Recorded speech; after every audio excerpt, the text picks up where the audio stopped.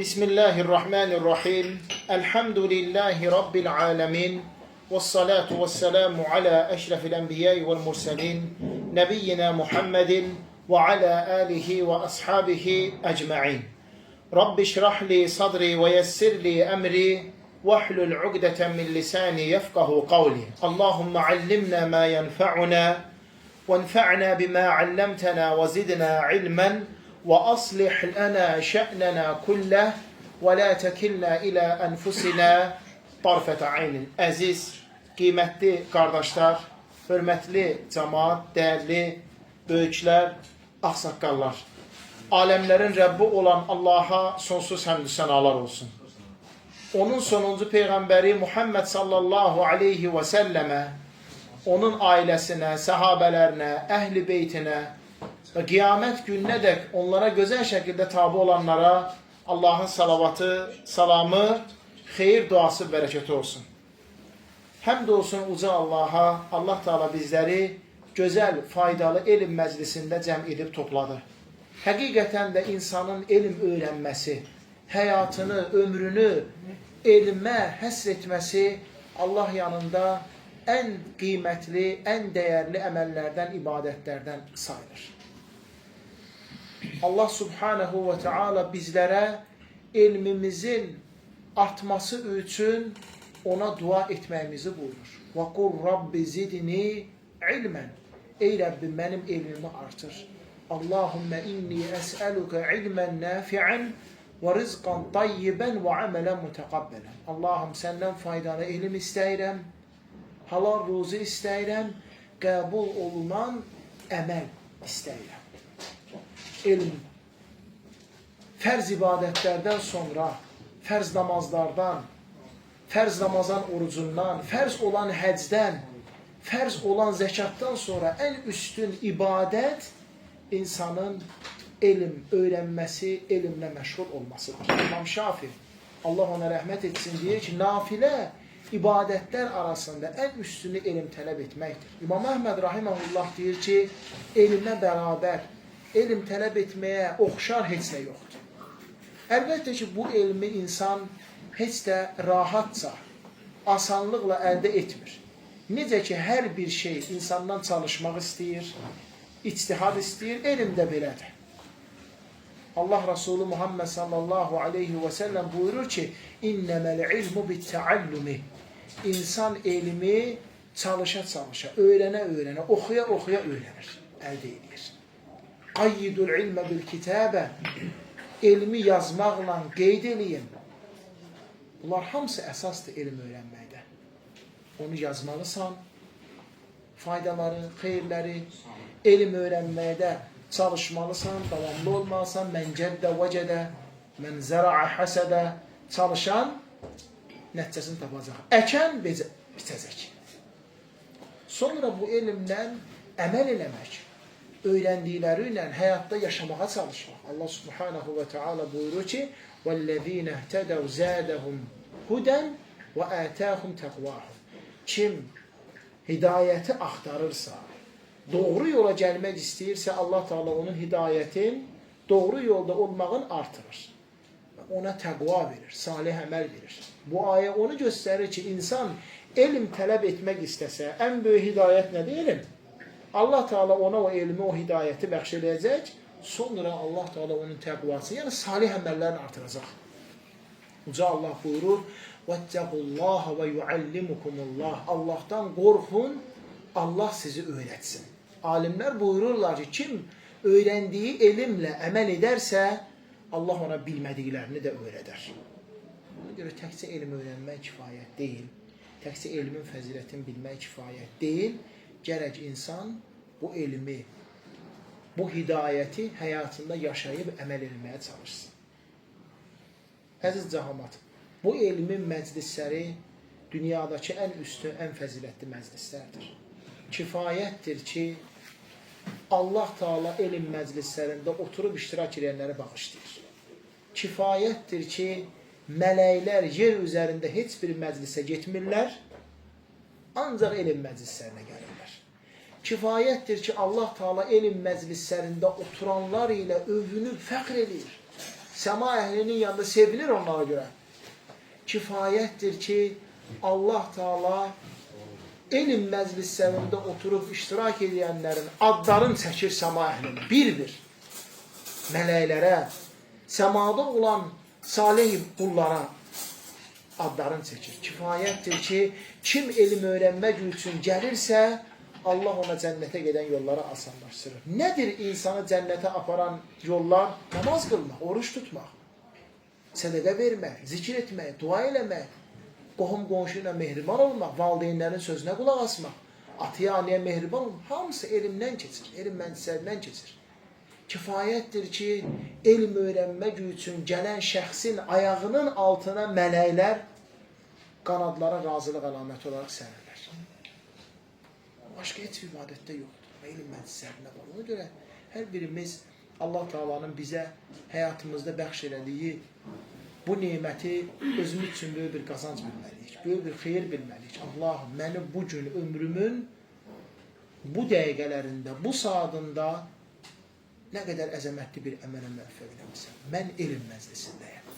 Möminlərin əmiri Ömər ibn Xattab radiyallahu anhu deyir ki, insanlar elm məclislərinə gələndə çiyinlərində dağlar boyda günahlarla gəlirlər. Elə ki, gəlin oturur məclisdə, faydalanır, o dağlar qalır orada, özü dağsız, təmizlənmiş halda çıxıb gedir. Günahlardan tökülür. Kiçik günahlardan gedir. Hansı ki, bizim gündəlik həyatımızda olur, baş verir. Salih əməllər də kiçik günahların bağışlanmanın səbəbidir. 5 vaxt namaz aradakı günahları bağışladır.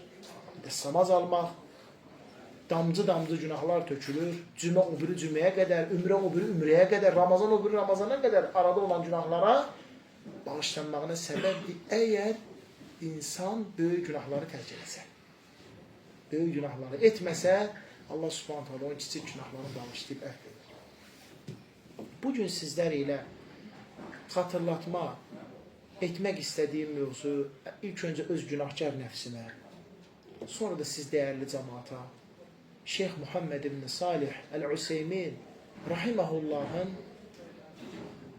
Allahın möminləri üstün fəzilətli etməsinin, Allahın möminləri bağışlayıb əff etməsinin, Allahın möminlərə qarşı, ibadət əhlinə qarşı nə qədər şəfqətli, rəhimli, mülayimli olduğunu göstərən 10 səbəb haqqında qardaşlarım danışacağım. Bu fəzilət ancaq möminlər üçün var. İbadət əhli üçün var. Özü də bilirsiniz bu fəzilət möminlərin hansı üçün var? Günahkarları üçün. Günah eləyənləri üçün. Subhanallah. Yəni möminlər bilirsiniz. 3 qismdir. Allah Subhanahu taala Quran-ı Kərimdə vəsf edir. Fəminhum zalimun li nəfsihi. Aşağıdan yuxarı xatırlayaq. Onlardan bəziləri özlərinə zülm edirlər. Yəni Allaha inanır, tohid, şişdən çəkinir, lakin böyük günahlar edir. Allah qorusun, yalan danışır, içki içir. Zina, Allah qorusun, Allah uzaq eləsin. Günahlar edir. Bu özünə zülm eləyən ancaq mömindir. Ancaq mömindir. Əhl-i-Sünnə vəl-Cəmaa səhih əqidə, mənhəc, salih sələflər etiqad edir ki, günah, asilik nə qədər böyük olsa belə insanı iman dairəsindən, İslam dairəsindən çıxartmır. Bir insanın imanda olmağı, İslamda olmağı onun etmiş olduğu o günahlardan sonra ona asi mümin adını qoruyub saxlayır. Günahkar müsəlman, xatakar mümin. Mümin adı, müsəlman adı qoruyub saxlayır. Sonra Allah təala buyurur ki, وَمِنْهُمْ مُقْتَسِدْ biraz üst səviyyə, orta yolu tutub gedənlər. Yəni ancaq fərzləri yerinə yetirir, nafilələrdən işi yoxdur, günahlardan çəkilir. Orta yol. Sonra gəlir ən üstün mərtəbə. وَمِنْهُمْ سَابِقٌ بِالْخَيْرَاتِ بِإِذْنِ اللّٰهِ onların da elələri var ki, xeyir işlər görməkdə bir-birine yarışırlar. Bax, bu imanın ən üstün dərəcəsidir. Yəni, xeyir əməllər etmək, fərzlərdən sama nafilə ibadətlər etmək, böyük günahları tərk etdiyin kimi, kiçik günahları da etməmək, bacardığın qədər uzaq olmaq, bir də xeyir işlərdə insanın yarışması. Allah subhanahu ve teala müminlere yalnız bir şeyle yarışmaya icazə verir. Yalnız bir şeyle. O şeyin de adı xeyr əməllərdir. Salih işlərdir. Qalan heç bir şeylə müminlərə bir-birlərlə yarışmaları, bir-birlərlə müsabiqə eləmələri yaraşmaz. Dünya, oyun içərisinin bərbəzəyi, məndə ev biraz çox hündür olsun, mən çalışım filan kəssən daha çox pulum olsun, maşınım onun maşından daha yaxşı olsun. Bu şeylərdə yarışmaq xeyri yoxdur sənə. Əksinə qəlbdəki kini, kudurəti artırır. Buğuz eləyirsən qardaşına qarşı.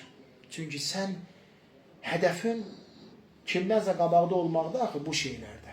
Elə özünə rəqib seçdiyin insan da ona qarşı boğuz nifrət səsidir. Bir dənə xeyr əməllərdə yarışmaq. Necə ki Allah Subhanahu taala buyurur: "Fəstəbiqul xeyrat." Xeyr əməllərdə bir-birinizə yarışın. Allah Subhanahu taala buyurur: "Vesari'u ila mağfiratin min rabbikum ve cennetin arduha es-semavatu vel-ard uiddet lil-muttaqin." Rəbbiniz tərəfindən bağışlanmağa, ərazisi göylərlə yer qədər olan cənnətə tələsin. Allah Teala müttəqilər üçün hazırlayır.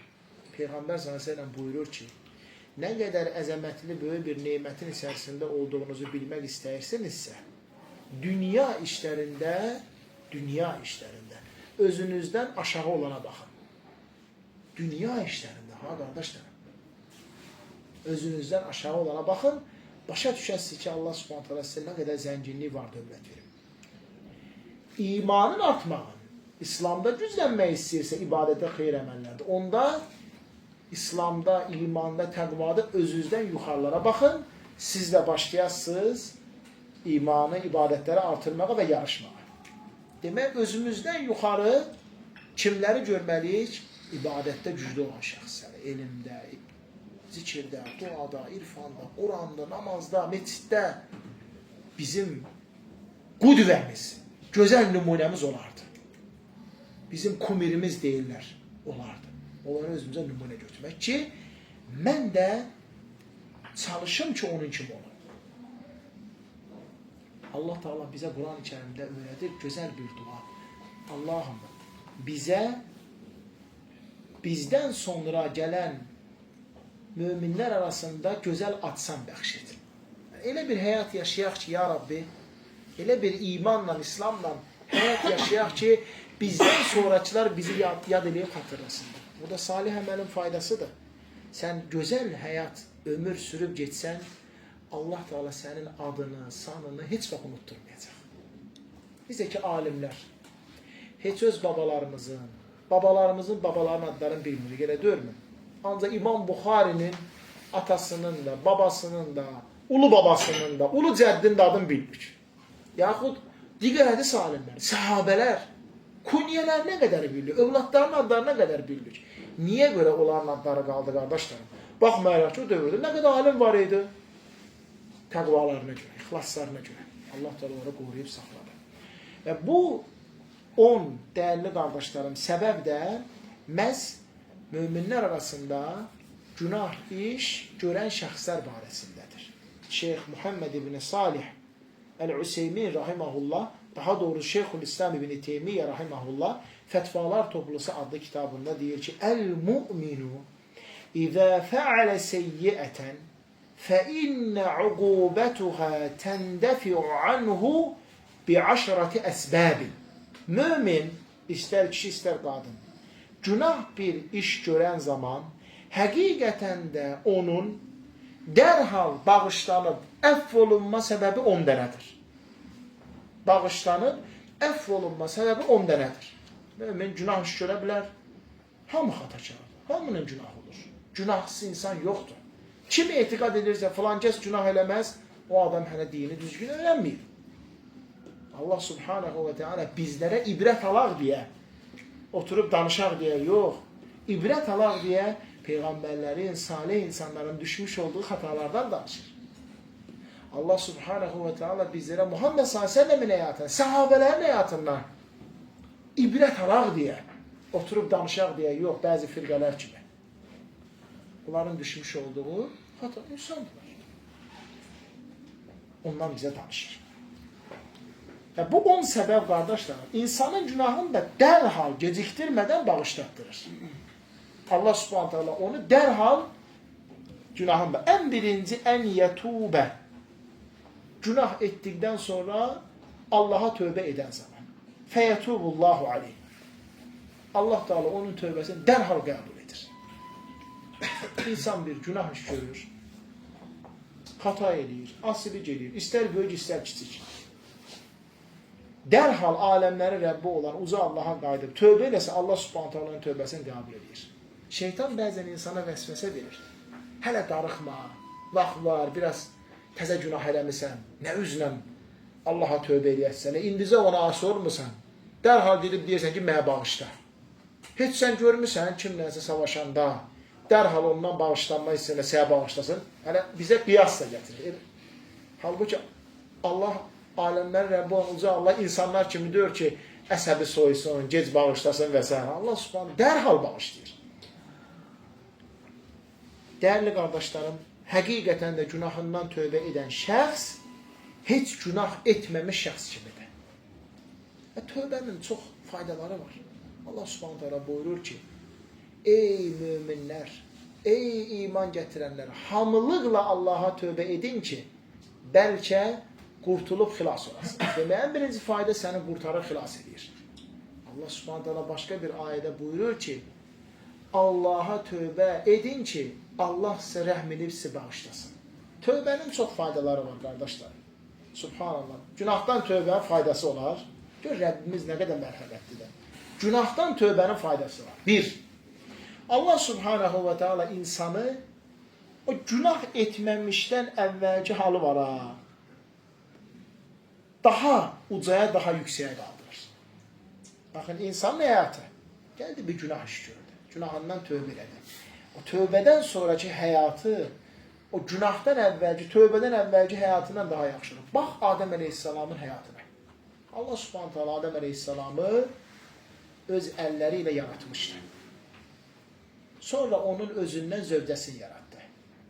İkisinə də dedi ki, bax, bu cənnət sizindir, yiyin, için, gəzin, dolaşın, nə qayırsız edin.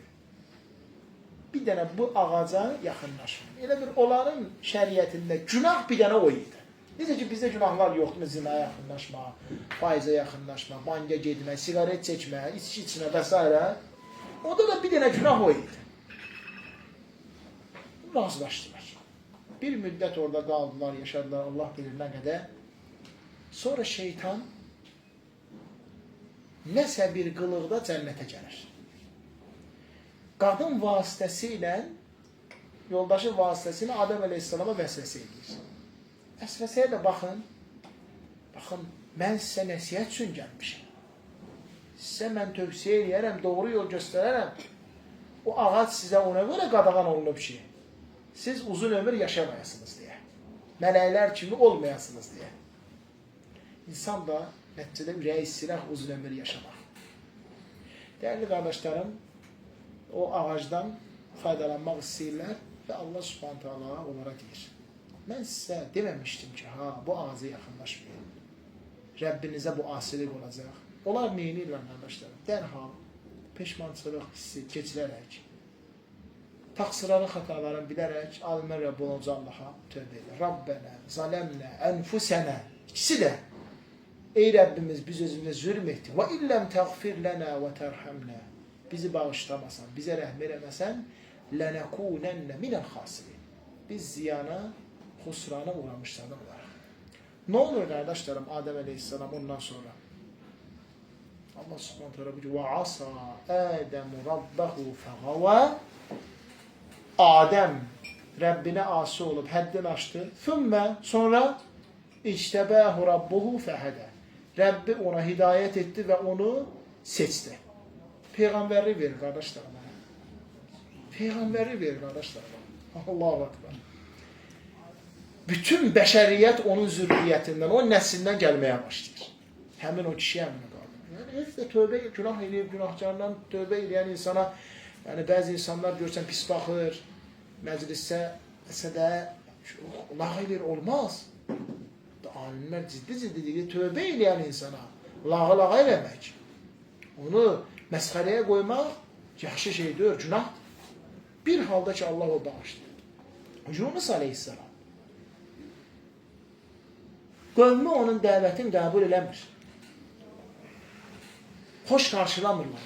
Yunus aleyhisselam da bundan böyük qəm-qüssə keçirərək tərk edir, qövmün çıxıb gedir. Gəlir bir dəryanın qırağında dayananda Allah subhanahu teala balığa vəhy edir ki, dəryanın kənarında dayanmış Yunusu udub aparsın dəryanın dibinə.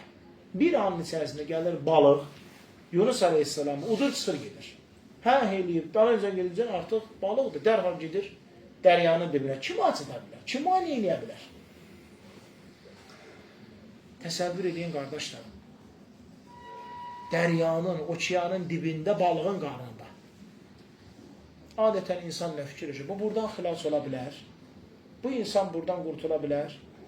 Dəyərli qardaşlarım, Yunus aleyhisselam həmin o zülmət qaranlıqda, necə Allah subhanahu teala buyurur, fənədə fiz-zulümati. O zülmət qaranlıqlarda Allaha dua edib Allahı çağırdı. Müraciət elədi Allaha. La ilahə illə əntə subhanəkə. Birinci Allahı zikr etdi. La ilahə illə əntə. Allahım, səndən başqa ibadədə haqqı çatan məbud yoxdur. Subhanəkə. Sən bütün nöqsanlardan uzaqsan. La ilahə illə əntə subhanəkə. İnni kuntu minən zalimin. Allahım, mən özümə zülm elədim. Hatasın boynunu alır. Səhvin boynunu alır. Sonra nə olur qardaşlar? Allah Teala balığa vəhy edir ki, qaytar Yunusu götürdüyü yerə. Yunusu götürdüyü yerə qaytarır. Yunus gəlir qövmünün yanına qardaşlarım, aleyhisselam. Başlayır təzdən dəvətə. Yeganə peyğəmbərdir ki, bütün qövmü ona iman gətirir. Görürsünüz qardaşlar, tövbədən sonra Allah insanı nə dərəcədə uca şana, məqama qaldırır. Çoxdur belə nümunələr. Həzrət Ömər, İslamdan əvvəlki həyatına baxın, İslamdan sonraki həyatına baxın. Suraqa radiyallahu anh, digər bütün səhabələr. Hətta Həzrət Ömər nə deyir? Yəni biz cahilliyə dövründə qız uşaqların diri-diri bastırırdıq. O cür cahil bir həyat yaşayırdıq. İnsanlar var idi ki, halvadan, xamırdan düzətdiyi bütlərə ibadət edirlərdi. Sonra azanda götürüb yeyirlərdi.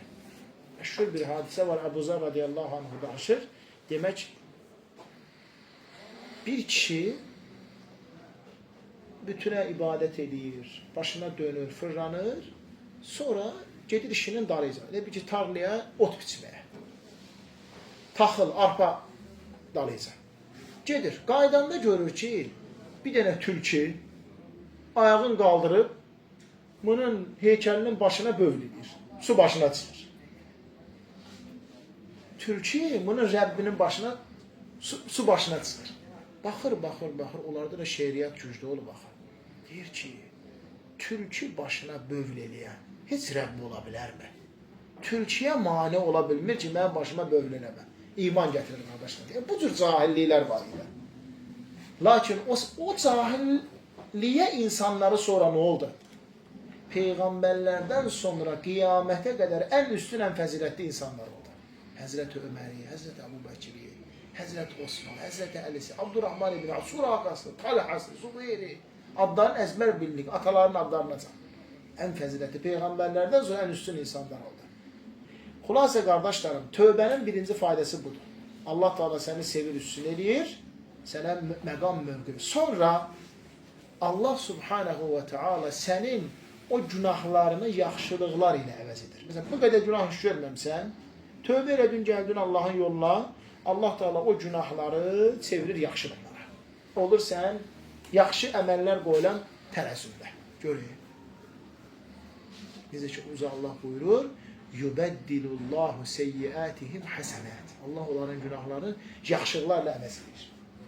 Sonra tövbəkar insan Allahın sevinməsinə çevrilir. Allah tövbə edənləri sevir. Nə qədər fəzilətlər. Tövbə haqqında o qədər dərslər var. Allah müəllimlərimizin elmlərinə bərəkət versin. Nə qədər məqalələr, hədislər var. Açıb oxumaq. Xülasə qardaşlar, müminin günah etdikdən sonra dərhal tövbə etsə, Allah Subhanahu taala bağışlayır. İkinci, Rəbbindən bağışlanma istəsə Allah Taala onu bağışlayır. Əgər Rəbbindən bağışlanma istəsə, günah etdikdən sonra Allah subhanahu bağışlayar, istiğfarın da fəzilətini hamımız bildik. Allah subhanahu və teala mömin bəndə günahından istiğfar edib bağışlayanda ona ruzlar verir. Ona mal-mülklər verir. Çaylarda, meşələrdə sular bollaşır, bar artır, meyvələr, tərəvəzlər yaxşı olur. Allah da ona övlad verir. İstiğfarın faydasına baxın. Nə qədər fəzilətlər. Hasan el-Basri rahimahullahın yanına bir kişi gəlir, deyir ki, ey imam, övladım olmur, mənə tövsiyə edirsən. Deyir ki, çoxdur istiğfar elə. Biri gəlir, deyir ki, ey şeyx, ruzu sıxıntım var, deyir istiğfar elə. Biri gəlir, deyir ki, çaylarda sular yoxdur, quraqlıqdır, əkin batır, istiğfar elə. Tələbəsi deyir, şeyx, sən bu üçünə də istiğfar dedin. Niyə görə? Ayəni oxuyur. Deyir, Nuh aleyhissalam deyir, qövmünə dedi ki, Rəbbinizdən bağışlanma istəyir, onu çox bağışlayandır. Sizə yağışı bol-bol göndərər. Mal, mülk, övlad, uşaqla sizə köməklik edər. Sizə bağlar, baxsılar, tərəvəzlər, hər şey verir. Hamısı istiğfar edicidir. Kifayət qədər istiğfar haqqında dərslər, muizələr var. Əli ibn Əbi Talib möminlər əmiri deyir ki, mən xilası yanında ola-ola, qurtuluşu yanında ola-ola, hələ də həlak olan, xüssan içərisində olan bəndəyə təəccüb edirəm. Deyir, şeyx, nədir o xilası yanımızda, qurtuluşumuz yanımızda olan şeydir, istiğfar. Günah edən kimi dərhal Allaha qayıt, Allahdan bağışlanma istər. Xüsusən də ömrümüzün son çağında artırmaq lazım istiğfarı. Allahdan çoxlu-çoxlu bağışlanma istəmək. Namazlardan sonra əstəğfirullah, əstəğfirullah, əstəğfirullah demək. Gündə 100 dəfə Allahdan bağışlanma istəyib ona tövbə etmək. Peyğəmbər s.ə.v deyir, mən də gündə 100 dəfə Allahdan bağışlanma istəyib ona tövbə edirəm. Allah Teala gafili zəmbidir. Və qabili təvbidir. Günahları bağışlayan, tövbələri qəbul edən. Üçüncü dəyərli qardaşlarım, günah əməlin ardınca dərhal yaxşı iş görmək. Günah əməl etdin, arxasından dərhal yaxşı bir dənə iş gör. Həqiqətən də yaxşı əməllər günah əməlləri silib aparır. Allah subhanahu innel həsənət yuzhibnəs seyyiət. Həqiqətən də yaxşı əməllər günah əməlləri silib aparır. Əbu Zər radiyallahu anh deyir ki, ya Resulallah, mənə bir tövsiyə ver.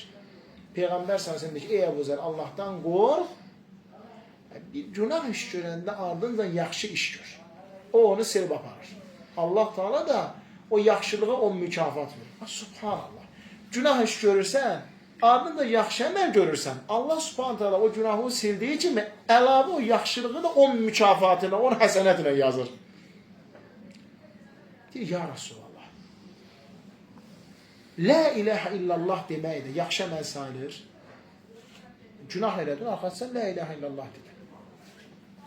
Allah Nəbisi Muhammed s.ə.v deyir ki, ey Əbu Zər, o ən yaxşı əməl sayılır. Ən yaxşı əməl sayılır, qardaşlarım.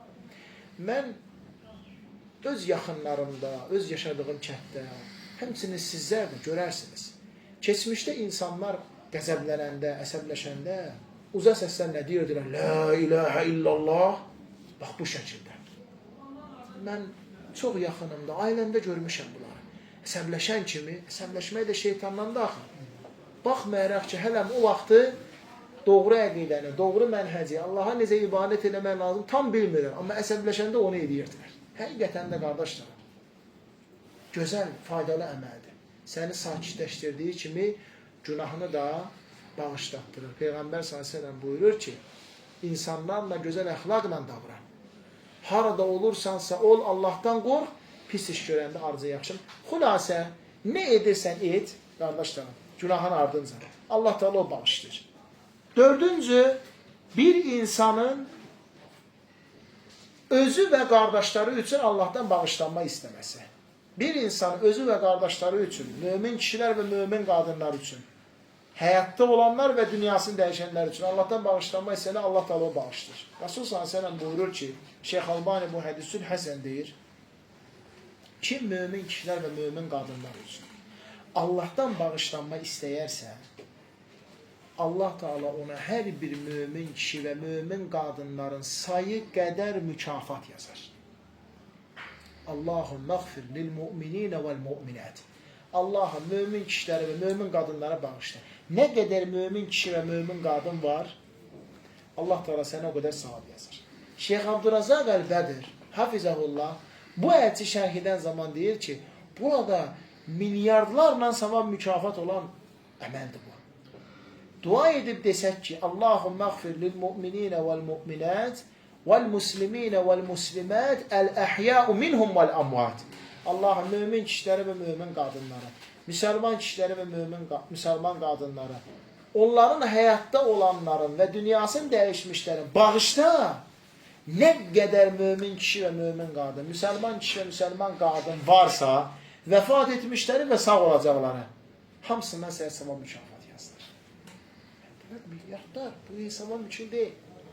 Kim yanında olmayan bir qardaşı üçün Allahdan bağışlanma istəsə, Allah Subhanahu taala dərhal bir dənə mələk göndərir. O mələk dayanır bunun başının üstündə, deyir ki, hər dəfə deyir axı bu, Allahım qardaşımı bağışla, günahını əff elə, mələk də deyir ki, sənə də günahını bağışla, sən də əff olasan, sən də tövbən qəbul olsun. Gör, nə qədər zəhmətli bir ibadet. Əziz qardaşlarım, sonra 5-ci, insanın faydalı bir işlə məşğul olması. Nə olursa olsun, günahın ardınca, nəsə bir faydalı iş görsə, xeyirli, Allah Subhanahu taala bununla onu mükafatladır. Faydalı nə deyə bilərik qardaşlar? Məsələn, günah bir iş görmüşük. Bugün məsələn var, insanlar günah iş görən kimi faydasız işlər, siqaret çəkir məsələn, içki içir. Xatadır, olmaz. Dayıcı da o günahın sənə əzabını artırır. Faydalı iş. Məsələn, düşdün ətə, toğuğa düzəyə dən atdın, su qoydun, heyvana ot verdin, getdin ağacın belin şumladın. Əslində pis bir şey, evdə əsəbləşmirsən, deyə deyir, kimsə sənə evdə əsəbləşdirir. Nə elək? Gələk, hüzət eləmək əvəzüyə, düş həyətə, get baxçıda ağacların dibini şumla. Nə bilim, safına sürüyünə bax. Micin təmizlə. Ora zərəri nələrsə təmizlə. Dibini şumla, su ver. Hamısı faydalı işlərdir, qardaşlarım. Bir ağaca su vermək, bir ağac əkmək, bir ağaca baxmaq. Peyğəmbər s.ə.v deyir ki, sahabə deyir, ya Rasulullah, bilsək ki, sabah qiyamətdir. Bilsək ki, qiyamət qovuna qayraq. Deyir, gedin bir dənə ağac əkin, sonra gedin qiyamət haqqı hesab olun. Nəsə bir faydalı bir işlə məşğul olmaq, dərhal səni bağlı. Ondan sonra dəyərli qardaşlarım, Peyğəmbər sallallahu aleyhi və səlləmin sənin üçün şəfayətçi olması. Bəli, Rasul sallallahu aleyhi və səlləm bu ümmətin mömin, müsəlman bəndələri üçün qiyamət günü şəfayətçi olacaq. Yəni, heç də biz günahkar insanlara pis baxmayaq, onlar üçün qiyamət günü Allah Rasulü sallallahu aleyhi və səlləmin şəfayəti var. Gəlib dayanacaq Allah subhanahu ta'ala arşın önündə, səcdəyə qapanacaq.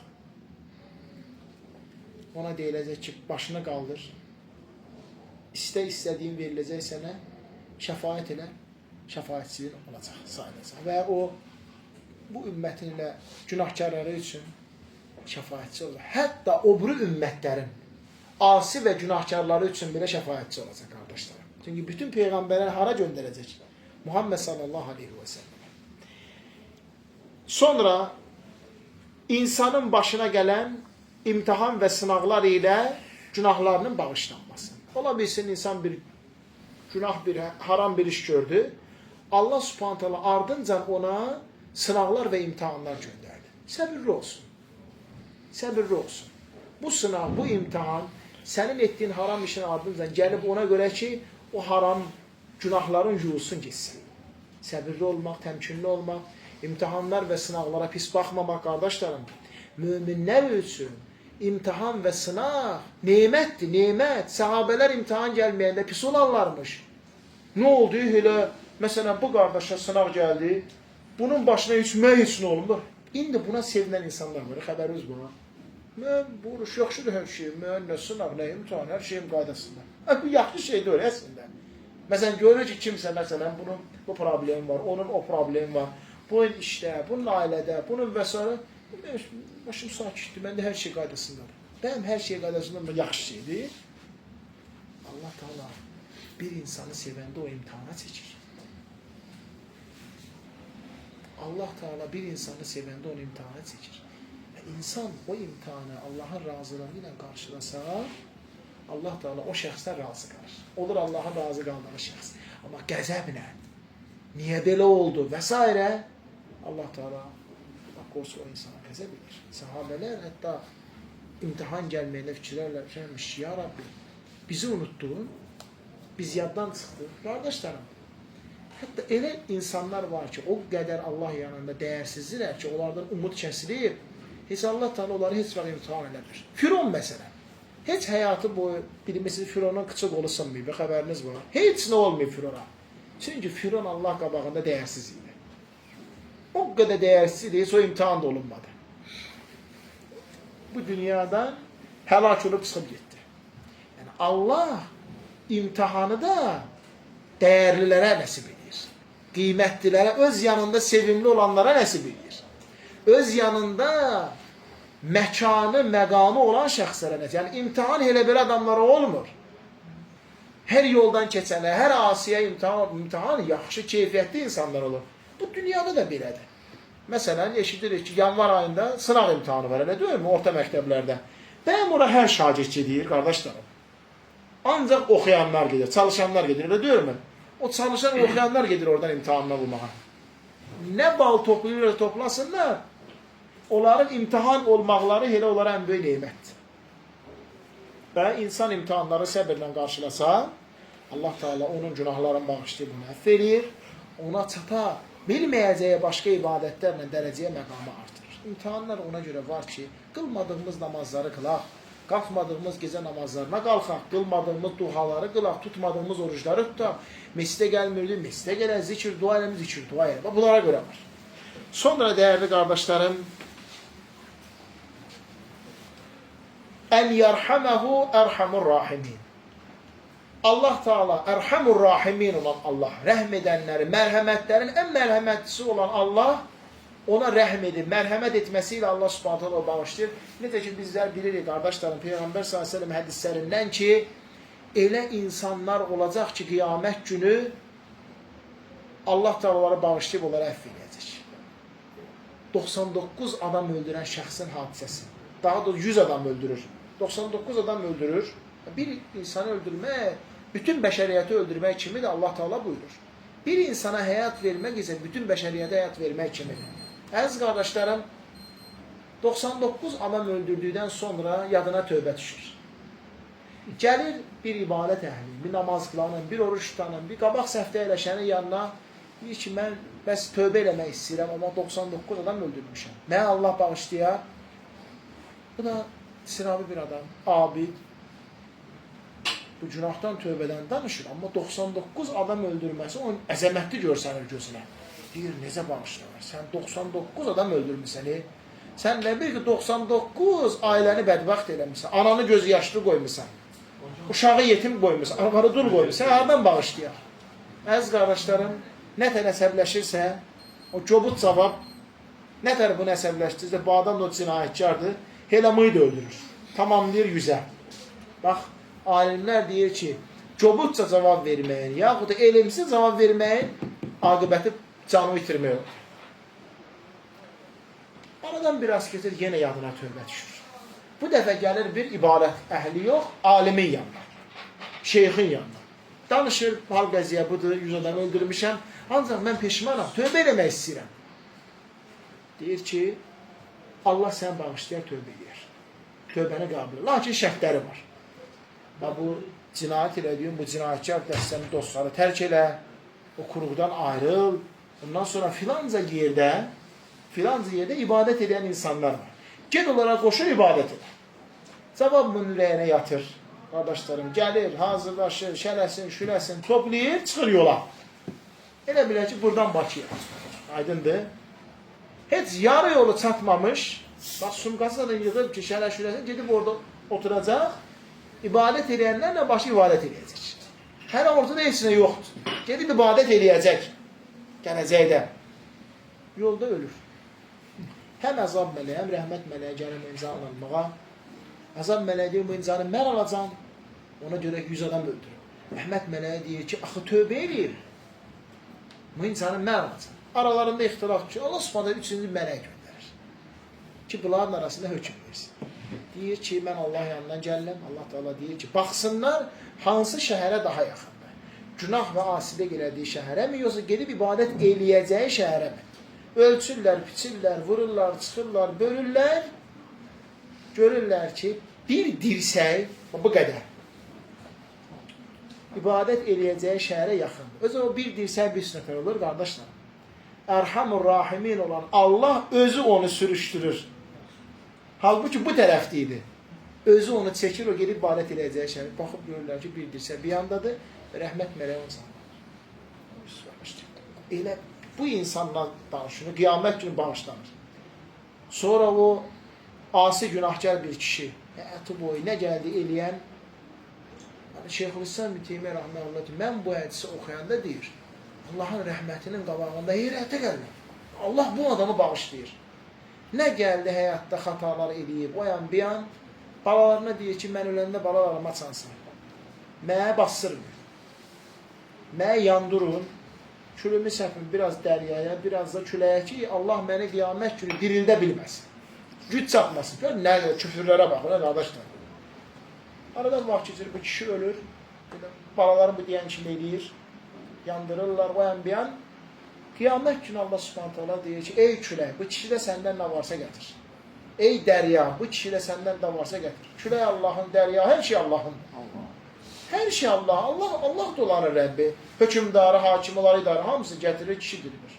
Allah Subhanahu taala olsun bir şey. Yox, belə elədir.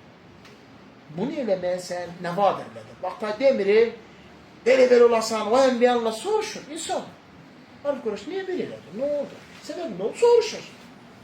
Ya Rabbi, bu qədər günahkar həyat yaşadım ki, bax, bu günündən qorxurum. Sən qabağında nətər dayanacaq? Nə xəzələtdən, nə uzaqlıqdan, nətər ona görə xəzələtdən, sən qorxumdan belə bir iş tutdum ki, bura sənin qabağında dayanmıyor. Allah Teala o bağışlayır. Onun Allah'tan olan həyasına görə, qorxusuna görə Allah subhanahu. Yəni, qardaşdır, Allah Teala bizə də rəhmdir. Rəhm eləməyəni rəhm olunmaz. Mərhəmətli olağın ki, bizə də mərhəmətli Allah mərhəmət eləsin. Bir hədis var, içərisində 5 dəfə rəhmət kəlməsi keçir. Ər-Rahimuna yerhamuhumur-Rahman. Mərhəmətli olanlara, mərhəmətli olan Allah da mərhəmətli. İrhamu mən fil ardı, yerhamukum mən fis-səmə. Siz yerdəkilərlə mərhəmətli olun ki, göydəki Allah da sizə mərhəmətli. Yəni, yerdəki hər şeylə, təhcə bura insan aid deyil. Bunun quşu var, heyvanı var, ağacı var, hər şey, hər şey. Hətta kafir olsa belə. Fağır, fuqara adamdır, döyüşmür, sənə vuruşmur. Nə olsun, qeyri dinlədir. Buna ayım ol. Gözəl rəftarlar. Kasıbdır, köməklik elə. Aydındır, xəstədir, arada gedib baş çək. Qonşundur, qonşu axları o qoru saxla. Aydındır, beləcə Allah sənə mərhəmət edəcək. Bax, bu 10 səbəb, qardaşlar, insan bir günah iş gördükdən sonra bunların eləsə, Allah Teala onu gecikmədən dərhal bağışlayıb əfvidir. Yetər ki, insan günah iş gördükdən sonra yaxşı salih əməllərə üst tutsun. Allah Subhanahu Teala bizləri eşitib başa düşüb faydalanan və ən gözələ tabi olan qullarından etsin. Amin. Allah Subhanahu Teala bizi günah etdikdən sonra günahından bağışlanma istəyib, Allaha qayıdan, Allaha üst tutan qullarından etsin. Həqiqətən də onlar ən xeyirli insanlardır, insanlar arasında. Günah eləyib, sonra günahından tövbə edir. Allah Subhanahu taala bizi burada bugün topladığı kimi cənnətdə, Firdevs cənnətində toplasın, Nəim bağlarında toplasın, Adın cənnətində toplasın. Allah Subhanahu taala bizə onu görməyi nəsib eləsə, ən böyük nemətdir. Allah Subhanahu taala razılığın bizə əbədiyyən halal eləsin və bizə heç vaxt qəzəb eləməsin. Allah Subhanahu taala bizi peyğəmbərlərlə, siddiqlərlə, əməl salih və şəhidlərlə dost eləsin, qonşu eləsin. Allah Subhanahu taala bizi bugün burada topladığı kimi Kövsər hovuzun ətrafında toplasın. Rasul s.ə.v-in əlindən o hovuzun suyundan içən bəxtəvər qullarından etsin. Hansı ki, o süddən ağdır, baldan şirindir. Kim ondan bir dəfə içsə susamaz. Allah Subhanahu taala bu ölkəni, bu vətəni, bu şəhəri əmnəmanlıq diyarı etsin. Daima firavanlıq, bolluq, ruzu olsun. Rahatsa Allahımıza ibadət eləyək. Razı qaldığı, sevdiyi işləri eləyək. Günah və asiyədən uzaq ola. Allah Subhanahu taala xalqımıza, cəmaatımıza hidayət versin. Ya Rabbi, cəmaatımıza, xalqımıza rəhm elə. Günahların bağışla, xəstələrinə şəfa ver, kasıblarına ruzi bəxş elə. Allahım onları xeyir işlərlə, ibadətlə, zikirlə, dua ilə, namazla məşğullə. Namaz istəyən namaza gəlsin, oruç tutan mən oruç tutsun, ya Rabbi. Bizə rəhm elə, ya Rabbi. bizim xalqımıza, cəmaatımıza rəhm elə, ya Rabbi. Allahım bizi aclıqla imtihan eləmə. Bizi baxaçılıqla imtihan eləmə, ya Rabbi. İstiğfar edirik səndən, bağışlanma istəyirik, ya Rabbi. Qiymətlər düşsün, baxaçılıq geçsin, ya Rabbi. Əmləmanı çəsin. Allah da ölkəmizi, ölkə başçımızı qorusun. Ona kömək olsun. Ona sevdiyi və razı qaldığı işlər görməyə müvəffəq eləsin. Bunu bağışlayıb, əfv elədi ki, xeyirli bəndələrinə yazsın. Ya Rabbi, həm ölkəmizdə, həm də bütün dünyada onun əli ilə sülhü, əmin-amanlığı bərqərar edir. Ya Allah köməyimiz olsun. Allah subhanahu sizlərdən razı olsun. Bu gözəl məclisi qurulur, təşkil edirik, iştirak elədik. Allah da hər birinizi xeyir edir. Ən gözəlin və ən doğrusunu Allah bilir. Subhanəkə Allahümmə bihamdik. Əşhədu ən la ilahə illə ənt. Əstəğfiruhu və ətubu iləyik.